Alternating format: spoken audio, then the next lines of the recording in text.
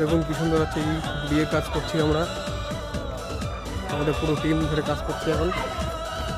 এই যে একটা ছাতার আছে,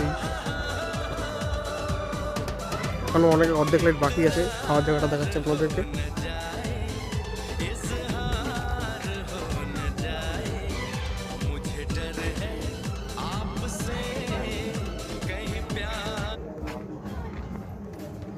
এই আমাদের লেবার দাদা কাজ করছে,